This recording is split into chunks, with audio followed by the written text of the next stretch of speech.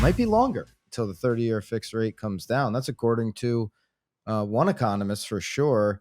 Mortgage rate relief won't come until the end of 2023 or later, housing economists say. So prospect for a rate cut this year that would impact the 10-year looks unlikely at this point. So Housing Wire's report that they believe, economists say, the 30-year fix is going to stay sideways for the next 2 months, which would mean near 7% interest rate. Freddie Mac's primary mortgage survey we talked about is obviously at the 6-7 range and has been for the last 3 weeks. Brian, do you agree with this assessment that mortgage rates are going to continue to be sideways? And I know you say, hey, this is stability, but this is still near 7% rate. Anytime we get over 7%, we have a more and house prices don't change from where they are. We're in a more unaffordable situation than we were in 2007. So I don't like anything with a 7 or above on it. What do you think about the rates?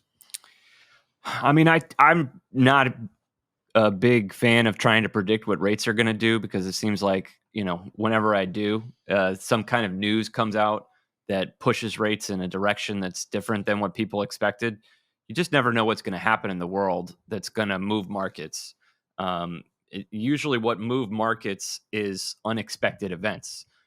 So if everybody's expecting the Fed to increase rates, that's kind of already baked in to some extent. And so, it's like wars and hurricanes and political events that really move markets. So when I'm, counseling my buyers, I usually give them advice that they can use regardless of whether rates go up or down. They might go up and then go down. They might go down and then go up. But, I remind people, I've refinanced my house several times when the rates go down, a couple houses. And that's always saved me a couple $100 a month every time I refinance to a low rate. But if you don't have a mortgage, you can't refinance. So I remind a lot of buyers, first-time buyers, that are like, well, I'm going to wait and buy when rates go down. That's like, a couple of years ago, people were saying, well, I'm going to wait until buy when prices go down. And that really, that strategy never paid off in the last couple of years.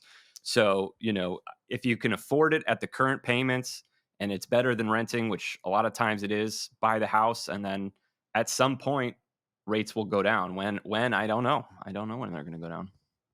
Byron, how much of an effect do you think the rate being where it is leading to the fact that 1/3 of U.S. homebuyers are now paying in cash?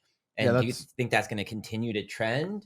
Or do you think that eventually, the cash will run out because we've been overspending for the last 3 years? Yeah, typically we're closer to 1 out of 4 new home purchases being done in cash, and now it's 33%. So it's 1 out of 3 homes are being bought in cash. It's certainly the rates.